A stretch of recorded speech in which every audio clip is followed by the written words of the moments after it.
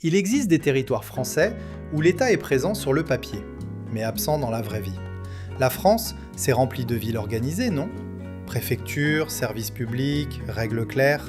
Mais ce qu'on ne vous montre jamais, c'est l'autre France. Celle où les règles s'effacent. Ce ne sont pas des cartes postales pour touristes, ce sont des zones de rupture. Des territoires si isolés que même l'administration admet que tout ne fonctionne pas normalement là-bas.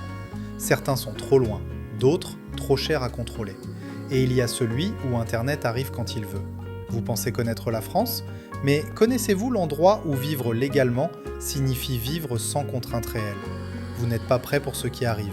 Abonnez-vous pour éviter de finir coincé à Paris à vie. On démonte tout maintenant. Numéro 1, Saint-Pierre-et-Miquelon. Vous arrivez dans un territoire français et votre téléphone bascule automatiquement en itinérance étrangère. Le froid pique, le silence frappe et vous réalisez vite que personne ne vous attend vraiment ici. Saint-Pierre-et-Miquelon n'est pas juste un archipel perdu près du Canada, c'est une France gelée dans le temps. Ancien bastion de la pêche à la morue, rue propre, maisons colorées, mais une économie qui tourne au ralenti permanent. Voici le truc. Ici, vivre librement signifie vivre hors radar. Peu de contrôle, peu de concurrence, peu de pression sociale. Mais aussi peu d'opportunités classiques. La population baisse doucement depuis 30 ans et ceux qui restent apprennent à s'autosuffire. Le loyer moyen tourne autour de 600 à 800 € pour un appartement correct. Le coût de la vie est environ 10% plus élevé qu'en métropole à cause des importations. Le chômage officiel dépasse 8%, mais le travail informel compense largement. Internet plafonne souvent sous les 30 mégabits par seconde. Oui, en 2026. La population est sous les 6000 habitants. Les impôts locaux restent étonnamment modérés, personne ne veut faire fuir les derniers. Le bon côté, c'est la tranquillité absolue et l'absence de pression sociale. Le mauvais, c'est l'isolement brutal et l'hiver interminable. Utilisateur Reddit. Ici, personne ne te juge, mais personne ne peut t'aider non plus. Ok, parlons franchement. Saint-Pierre, c'est la France version veille prolongée. Tout fonctionne lentement, très lentement. Amazon Prime, inutile. Uber, fantaisie. Mais personne ne vous embête. Littéralement, personne. Imaginez une rue balayée par le vent. Le bruit lointain de l'océan, l'odeur de poissons salés et une lumière grise qui ne bouge pas de la journée. À Paris, vous luttez pour 30 mètres carrés. Ici, l'espace ne veut juste pas de vous. Vivre isolé à ce point, ça vous tente ? Ou cauchemar glacial ? Dites-le en commentaire. Et si ça vous semble extrême, attendez de voir le prochain territoire. Numéro 2, Wallis et Futuna. Vous atterrissez après 24 heures de vol. Et la première chose que vous remarquez, c'est qu'il n'y a pas de distributeur automatique à l'aéroport. Pas parce qu'il est cassé, parce qu'il n'a jamais existé. Wallis et Futuna, c'est 3 îles perdues dans le Pacifique Sud, où la France gouverne techniquement, mais où les rois traditionnels dirigent vraiment. Oui, des rois, au pluriel, en 2026. Voici le twist. Ici, les lois françaises s'appliquent sur papier, mais les coutumes polynésiennes dictent la vie quotidienne. Vous voulez acheter un terrain ? Bonne chance. 90% des terres appartiennent aux clans familiaux et ne se vendent jamais. L'économie locale repose presque entièrement sur les transferts de l'État français. Le PIB par habitant tourne autour de 15 000 €, mais tout est importé, donc les prix explosent. Un litre de lait coûte environ 3,50 €. Le chômage officiel dépasse 20%. La population est d'environ 11 000 habitants et diminue lentement. Internet fixe existe à peine. La 4G est capricieuse. Les liaisons aériennes ? 2 vols par semaine vers la Nouvelle-Calédonie. Le bon côté, c'est une culture vivante et une nature préservée. Le mauvais, c'est l'isolement extrême et l'économie paralysée. Un habitant a dit « Vivre ici, c'est comme être dans un aquarium magnifique, mais dont personne ne change l'eau ». Bon, on peut parler du fait que Wallis et Futuna est techniquement la France, mais ressemble plus à un royaume médiéval avec Wi-Fi. Genre, vous avez des rois qui règnent vraiment, pas pour la déco, pour de vrai. Imaginez ça. Lever de soleil sur le lagon turquoise, cocotiers qui se balancent, chaleur humide sur la peau, silence total, sauf le bruit des vagues. Et cette réalisation que le prochain vol part dans 4 jours. À Lyon, vous avez trop de choix. Ici, vous n'en avez qu'un. Restez. Vous pourriez vivre sans Amazon pendant des années ? Oui ou absolument pas ? Et si Wallis vous semble déconnecté, le territoire suivant n'a littéralement aucun habitant permanent. Numéro 3, Kerguelen. Vous débarquez sur une île française où il n'y a aucun civil permanent, seulement des scientifiques en rotation et des manchots. Beaucoup de manchots. Les Kerguelen, c'est un archipel au milieu de l'océan Indien, à plus de 3000 km de toute civilisation. Pas de ville, pas de commerce, pas même un café. Juste des bases de recherche françaises et un vent permanent qui souffle à 60 km/h. Voici la réalité. Les Kerguelen ne sont pas habitables au sens classique. Vous ne pouvez pas juste vous installer ici. Mais des scientifiques, techniciens et militaires y séjournent par période de 6 à 12 mois. Température moyenne annuelle autour de 5 degrés Celsius. Précipitations 300 jours par an. Population temporaire, environ 50 à 80 personnes selon la saison. Aucun loyer à payer, mais aucune liberté non plus. Tout est régulé par les terres australes et antarctiques françaises. Ravitaillement par bateau 4 fois par an. Internet satellite limité pour usage professionnel uniquement. Salaire d'émission environ 2500 à 4000 € par mois, logé, nourri. Le bon côté, c'est l'aventure absolue et l'isolement total du monde moderne. Le mauvais, c'est qu'il n'y a littéralement rien à faire sauf travailler et observer la nature. Témoignage d'un chercheur. Au Kerguelen, tu réalises que l'humanité n'est qu'un accident géologique temporaire et que les manchots s'en fichent complètement. Moi, je trouve ça fascinant qu'on ait un territoire français où la seule activité sociale, c'est de compter les otaries. Genre, pas de restaurant, pas de cinéma, juste vous, le vent et la question existentielle de pourquoi vous êtes là. Imaginez, aube grise, vent qui hurle contre les murs de la base, odeur de sel et d'algues, café chaud entre vos mains, et devant vous, un océan vide jusqu'à l'Antarctique. À Marseille, vous vous plaignez du Mistral. Ici, le vent est votre seul compagnon de vie. Pourriez-vous survivre 6 mois sans voir un arbre ? Oui aventurier ou non merci bien. Et si les Kerguelen vous semblent extrêmes, le prochain endroit fait passer ça pour une station balnéaire. Numéro 4, Guyane intérieure. Vous montez dans une pirogue sur le fleuve Maroni, et après 6 heures de navigation, vous comprenez que la France a oublié qu'elle possède cet endroit. La Guyane intérieure, ce n'est pas Cayenne avec ses supermarchés. C'est la forêt amazonienne profonde, où vivent des communautés amérindiennes et bushinenjés dans des villages accessibles uniquement par pirogue ou hélicoptère. Voici le deal. Dans ces zones, l'État français existe théoriquement, mais concrètement, vous êtes livré à vous-même. Pas de route, pas d'électricité stable, pas de réseau mobile. Les villages fonctionnent selon des codes coutumiers qui n'ont rien à voir avec le droit français. Population des zones isolées estimée à environ 15 000 personnes dispersées. Coût de la vie, paradoxalement élevé, car tout arrive par bateau ou avion. 1 kilo de riz peut coûter le double de Cayenne. Scolarisation limitée, beaucoup d'enfants n'ont accès qu'à l'école primaire. Soins médicaux, un dispensaire si vous avez de la chance. Sinon, évacuation sanitaire par hélicoptère. Taux de chômage, difficile à calculer car l'économie est largement informelle. Chasse-pêche, orpaillage. Le bon côté, c'est une liberté quasi totale et une connexion avec la nature. Le mauvais, c'est l'absence totale de services et les risques sanitaires. Citation d'un travailleur humanitaire. En Guyane profonde, les lois françaises sont comme le Wi-Fi, techniquement présentes, mais jamais quand tu en as besoin. Ok, parlons du fait que la France possède une partie de l'Amazonie, mais ne sait pas vraiment quoi en faire. Genre, vous avez des gens qui vivent comme au 19e siècle à 6 heures de vol de Paris. C'est pas oublié, c'est carrément rayé de la carte. Imaginez ça. Crépuscule sur le fleuve, cris des singes hurleurs, humidité collante sur votre peau, moustiques partout. Et cette sensation bizarre que vous êtes en France, mais vraiment pas. À Paris, vous râlez contre la RATP. Ici, votre transport c'est une pirogue et votre horaire c'est quand le fleuve le permet. Accepteriez-vous de vivre sans électricité fiable pour une liberté totale ? Oui, roots ou non, impensable. Et si la Guyane vous semble isolée, l'île suivante est carrément inhabitée et maudite. Numéro 5, Clipperton. Vous regardez une carte et vous voyez un point minuscule dans l'océan Pacifique, à 1000 km du Mexique. C'est un atoll français que personne ne visite jamais. Clipperton, c'est 7 km² de corail, de sable et de crabes. Littéralement, des millions de crabes. 0 habitant permanent, 0 arbre. Et une histoire tellement sombre qu'on se demande pourquoi la France s'accroche encore à ce caillou. Voici la vérité, Clipperton n'est pas habitable. L'eau douce n'existe pas, le sol est toxique, et l'atoll est régulièrement frappé par des ouragans. Mais la France le garde pour la zone économique exclusive, 200 000 km² d'océan pour la pêche.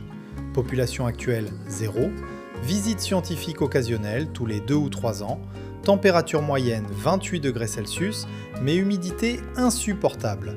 Faune dominée par les fous masqués et les crabes de cocotiers géants.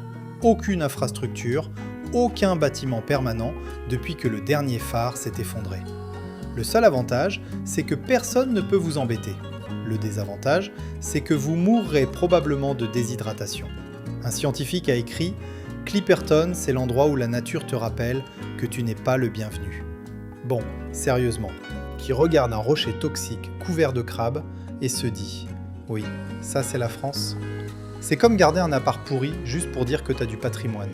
Personne n'y va, personne n'y vivra jamais, mais c'est français, alors on garde. Imaginez. Midi écrasant, soleil blanc qui brûle, bruit incessant de vagues qui s'écrasent sur le récif, odeur de guano et de sel, des milliers de crabes qui vous observent, et absolument aucun moyen de partir si quelque chose tourne mal. À Nice, vous vous plaignez de la foule sur la plage. Ici, vous êtes seul avec des crustacés carnivores. Passeriez-vous une nuit sur Clipperton pour 1 000 €? Oui, aventure ou non, j'aime vivre. Et si Clipperton est inhabitable, le département suivant l'est techniquement, mais personne ne veut y rester. Numéro 6, la Creuse profonde. Vous quittez l'autoroute, roulez pendant 40 minutes sur des routes qui rétrécissent progressivement, et soudain, vous êtes dans un département où il y a plus de vaches que de Wi-Fi. La Creuse, c'est le département français que même les Français oublient. Collines verdoyantes, village en pierre, silence absolu. Mais aussi désertification rurale, services publics qui ferment et une population qui vieillit plus vite que partout ailleurs. Voici la situation. La Creuse perd des habitants chaque année depuis 50 ans. Densité de population, environ 22 habitants au kilomètre carré, l'une des plus faibles de France. Prix de l'immobilier ridiculement bas, maison à 30 000 € dans certains villages. Mais emploi quasi inexistant, sauf agriculture et tourisme limité. Salaire moyen autour de 1 600 € par mois. Internet fixe disponible mais souvent lent, fibre optique rare, commerce de proximité fermé dans beaucoup de communes, médecins généralistes en pénurie, déserts médicaux partout. Le bon côté, c'est le calme absolu et le coût de la vie minimal. Le mauvais, c'est l'ennui mortel et l'isolement social. Un jeune a témoigné. La Creuse, c'est beau, mais c'est comme vivre dans un musée. Tout est figé et personne ne vient.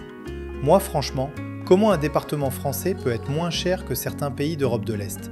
Genre 30 000 € pour une maison. C'est le prix d'une voiture d'occasion. Mais bon, l'emploi, c'est quoi à Berger? Imaginez. Matinée brumeuse, prairie qui s'étend à perte de vue, bruit lointain de cloches de vaches, air frais dans vos poumons, et cette solitude si dense qu'elle devient presque physique. À Lyon, vous cherchez du calme. Ici, le calme vous cherche et ne vous lâche plus. Pourriez-vous vivre où le seul événement de la semaine, c'est le marché du samedi? Oui, minimaliste ou non claustrophobe. Et si la Creuse semble vide, les montagnes suivantes sont encore plus oubliées. Numéro 7, Hautes-Alpes isolées. Vous montez en altitude, les virages en épingle se multiplient. Et à 2000 mètres, vous arrivez dans des vallées où l'hiver dure 8 mois et où Amazon Prime n'a jamais entendu parler de vous. Les Hautes-Alpes profondes, ce ne sont pas les stations de ski chic. Ce sont les hameaux perdus, les vallées encaissées, les endroits où la neige coupe les routes de novembre à avril. Voici le mode de vie. Dans ces zones, vous vivez au rythme de la montagne. Routes fermées plusieurs mois par an, épiceries rares, ravitaillement par stock, population vieillissante, jeunes partis chercher du travail ailleurs, prix de l'immobilier bas, chalet à 50 000 € mais souvent sans confort moderne, chauffage au bois obligatoire, facture d'électricité astronomique en hiver. Température hivernale régulièrement sous moins 15 degrés Celsius. Emploi limité, au tourisme saisonnier, agriculture de montagne ou télétravail pour les rares chanceux. Internet satellite ou 4G aléatoire. Services médicaux à 30 km minimum. Le bon côté, c'est la beauté époustouflante et l'air le plus pur de France. Le mauvais, c'est l'isolement hivernal brutal et l'économie fragile. Habitant local. Vivre ici, c'est accepter que la nature décide de ton emploi du temps, pas toi. Ok, on peut discuter du fait que certains Français vivent littéralement coupés du monde 6 mois par an. Genre pas par choix hipster, par géographie pure. Vous voulez du lait ? Attendez que la route soit déneigée. Urgence médicale ? Bonne chance. Imaginez, nuit d'hiver, étoiles incroyablement brillantes, silence total, même pas le vent, froid mordant qui pince vos joues, fumée de votre cheminée qui monte droit, et cette solitude cosmique qui vous rappelle votre insignifiance. À Grenoble, vous skiez le week-end. Ici, vous survivez à l'hiver comme vocation à plein temps. Accepteriez-vous 8 mois d'hiver pour vivre en paix ? Oui à 7 ou non polaire ? Et si les Hautes-Alpes sont rudes, l'outre-mer suivant combine pauvreté et chaos. Numéro 8, Mayotte, hors réseau. Vous atterrissez dans le département français le plus pauvre. Et à peine sorti de l'aéroport, vous réalisez que tout ce qu'on vous a dit sur l'égalité républicaine était un mensonge. Mayotte, officiellement française depuis 2011, mais les bidonvilles explosent, l'eau courante est rationnée, et l'immigration clandestine des Comores voisines submerge les infrastructures. Voici la dure réalité. Mayotte est officiellement France, mais ressemble davantage à un territoire du tiers-monde. Population, environ 320 000 habitants, dont un tiers en situation irrégulière selon les estimations. Taux de pauvreté autour de 77%, le plus élevé de France. Chômage officiel 25%, mais économie informelle massive. Salaire médian autour de 1 000 €. Système de santé débordé, hôpital saturé en permanence.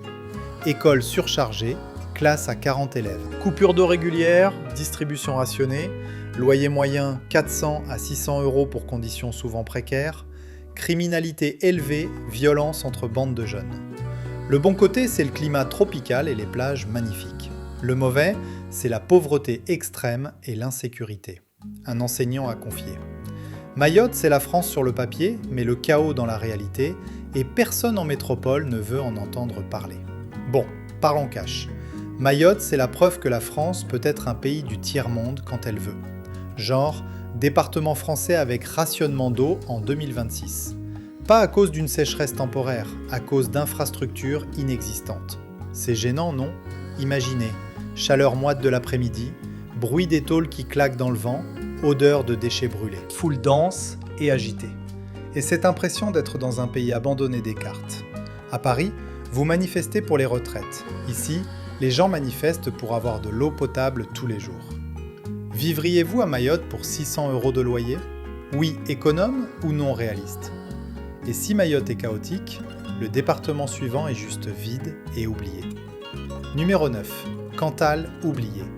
Vous traversez l'Auvergne, montez sur les plateaux volcaniques, et soudain vous êtes dans un département où les vaches sont plus connectées que les humains. Le Cantal, c'est des paysages magnifiques de volcans endormis, des fromages extraordinaires et une population qui fond comme neige au soleil. Village abandonné, écoles fermées, commerces disparus, voici la descente. Le Cantal perd des habitants depuis des décennies. Population actuelle environ 140 000 habitants, densité 25 au kilomètre carré, âge médian très élevé, jeunes partent massivement, prix immobilier dérisoire, maison à 20 000 € dans certains bourgs, mais emploi rare, économie basée sur agriculture extensive et tourisme vert limité, salaire moyen environ 1 700 €. Internet fixe disponible, mais fibre rare. Service public réduit, fermeture de bureaux de poste, trésorerie, gendarmerie. Désert médical sévère, délai pour rendez-vous médecin, plusieurs semaines. Le bon côté, c'est l'espace infini et le coût de vie minimal. Le mauvais, c'est le vide social et l'absence totale d'opportunités.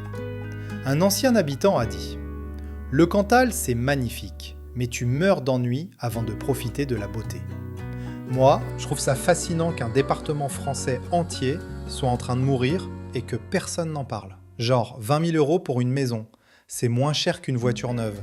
Mais l'emploi, c'est quoi ? Gardien de vache ?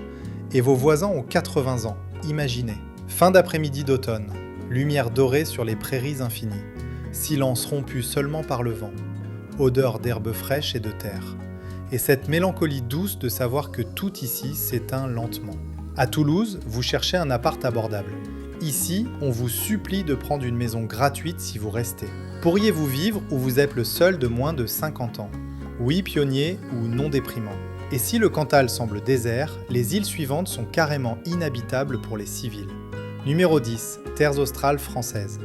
Vous consultez une carte du monde et remarquez des points minuscules dans l'océan Indien Sud. Des îles françaises que vous ne saviez même pas exister. Les TAAF, ce sont 5 districts, île Crozet, île Kerguelen, qu'on a déjà vu, île Saint-Paul et Amsterdam, Terre Adélie et îles Éparses. Aucun habitant civil permanent, seulement des bases scientifiques et militaires françaises, avec rotation de personnel. Voici l'extrême. Ces territoires ne sont pas ouverts au public, vous ne pouvez pas juste décider d'y vivre. Accès strictement contrôlé, réservé aux chercheurs, techniciens, militaires sous contrat. Température glaciale, vent violent permanent, conditions de vie spartiates. Population totale, environ 150 à 200 personnes en rotation selon saison. Contrat généralement 6 mois à 1 an. Salaire, environ 2800 à 4500 € par mois selon poste. Logé nourri, ravitaillement par bateau 2 à 4 fois par an. Internet satellite limité, usage professionnel. Activité limitée au travail scientifique et observation faune, manchots, albatros, éléphants de mer. Le bon côté, c'est l'aventure ultime et déconnexion totale. Le mauvais, c'est l'isolement extrême et conditions météo terrifiantes. Témoignage d'un logisticien. Au taf, tu comprends que l'humanité n'a pas sa place partout et que certains endroits appartiennent au vent. Bon, franchement, les tafs, c'est la France qui dit « On possède ces cailloux perdus au bout du monde, mais on vous interdit d'y aller ». C'est comme avoir des îles privées, mais sans le luxe, juste du vent et des oiseaux qui vous détestent. Imaginez. Aube grise et froide, vent qui hurle à 100 km/h, vagues énormes qui s'écrasent, odeur de sel et de glace, manchots partout, indifférents à votre existence, et cette certitude absolue que vous êtes au bout du monde. À Brest, vous trouvez qu'il vente. Ici, le vent est une entité vivante qui veut votre mort. Accepteriez-vous 1 an au taf pour 4000 € par mois? Oui extrême ou non merci la vie? Alors oui, ces territoires existent, loin des règles, loin du bruit, loin du contrôle permanent. Mais la liberté ici a un prix. Et ce prix n'est pas affiché sur le bon coin. Souvenez-vous, ce n'était pas une carte postale, c'était un avertissement. Likez cette vidéo si vous en avez marre des règles absurdes. Abonnez-vous si vous voulez connaître les endroits où elles disparaissent complètement.